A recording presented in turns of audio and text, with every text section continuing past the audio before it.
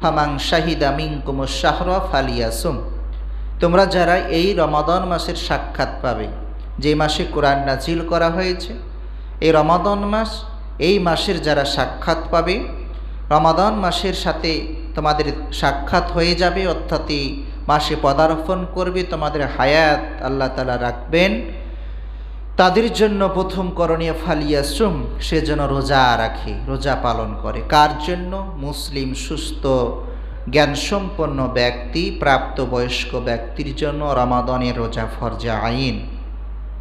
যে ব্যক্তি নিজেকে মুসলিম দাবি করে, ইমানদার দাবি করে, আল্লাহ সুবহানাহু ওয়া তাআলাকে বিশ্বাস করে, তার দ্বীনকে বিশ্বাস করে, এবং যার প্রাপ্তবয়স্ক, যিনি বালিগ হয়েছেন এবং যিনি সুস্থ জ্ঞানসম্পন্ন, পাগল নন।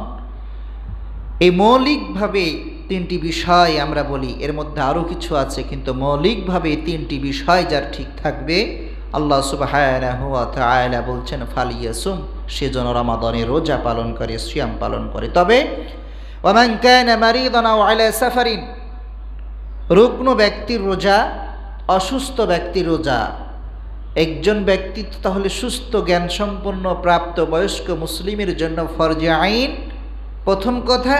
দ্বিতীয় কথা, ওয়ামান কানা মারিদান, যদি অসুস্থ হয়, যদি এমন কোনো অসুস্থতা, যে অসুস্থতা আল্লাহ সুবহানাহু ওয়া তাআলার এই বিধানটা পালন করতে গেলে তার খুব কষ্ট হয়ে যাচ্ছে, আল্লাহ সুবহানাহু ওয়া তাআলা বলছেন, অথবা তুমি সফর করছো, মুসাফির অবস্থায় আছো, এখান থেকে তুমি কুমিল্লা যাবে, এখান থেকে তুমি ঢাকা যাবে, অর্থাৎ এখান থেকে তুমি রাজশাহী, খুলনা, এক কথায় মুসাফির অবস্থায় থাকবে, সফর অবস্থায় থাকবে, এই জার্নি অবস্থায় খুব কষ্ট হয়ে যায়। এই জন্য আল্লাহ তাআলা বলছেন, এই দুইটি সময় তুমি যদি ইচ্ছা করো তাহলে ফাইদ্দাতুম মিন আইয়ামিন উখর, তাহলে এই দিনগুলো পরবর্তীতে তুমি কাজা আদায় করে নিতে পারবে। অর্থাৎ যদি খুব বেশি কষ্ট হয় মুসাফির অবস্থায়, সার নির্যাস কথা, এই ব্যাপারে অনেক হাদিস রয়েছে যে মুসাফির অবস্থায় রোজা পালন করা যাবে কি না, বা করতেই হবে কি না, সার নির্যাস আপনাকে কথা আমি এতটুকু বলবো, যদি সম্ভব হয় করবেন, তাতে কোনো সমস্যা নেই। আর যদি খুব বেশি কষ্ট হয় পরবর্তীতে কাজা আদায় করে নিতে পারবেন।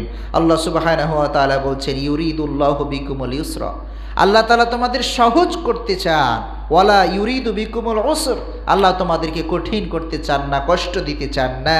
তোমরা এই দিনগুলোকে পরিপূর্ণ করো, ওয়ালিতুকমিলুল ইদ্দাতা ওয়ালিতুকাব্বিরুল্লাহ, এরপরে তাকবীর পাঠ করে ঈদটাকে উদযাপন করবে।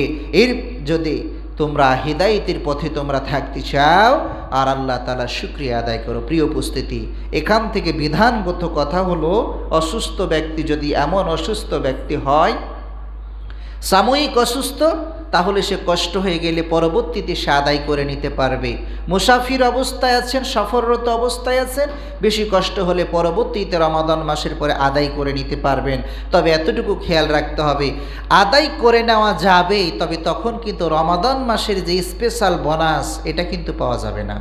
যার কারণে যতটুকু সম্ভব আমরা চেষ্টা করব পালন করে নিতে, যাতে করে আমাদের রমাদান মাসের সেই ফজিলাতটা থেকে বঞ্চিত না হয়ে যায়। কিন্তু যদি এমন কোনো রোগী হয়ে যায় অতি বার্ধক্যের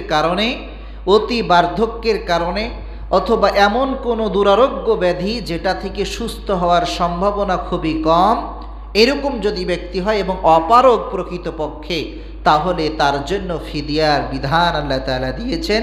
অর্থাৎ সেক্ষেত্রে সেই 30 দিন রোজা রাখার জন্য 30 জন মিসকিনকে, অথবা যে কোনো একজন মিসকিনকে 30 জনের খাবার, মধ্যম অবস্থায়, খুব বেশি হাই না কিন্তু লো না, অর্থাৎ তিনি যেই মানের খাবার খাইতেন সেই মানের খাবার দান করতে হবে। তাহলে এটা ফিদিয়া হিসেবে আল্লাহ তাআলা গ্রহণ করবেন, আল্লাহ তাআলা কবুল করবেন। কোনো মানুষ যদি এইটা থেকে পরিত্রাণের জন্য, যদি আমরা মনে করি রমাদান মাসে হালকা একটু অসুস্থ না হতেই আমরা অসুস্থ হয়ে গিয়েছি, মনে রাখতে হবে অসুস্থতার খবর আল্লাহ তাআলা ভালো জানেন, এবং অসুস্থতা তিনি দিয়ে থাকেন পরীক্ষা স্বরূপ। সুতরাং আমরা আল্লাহর বিধান পালনে আগ্রহী হব।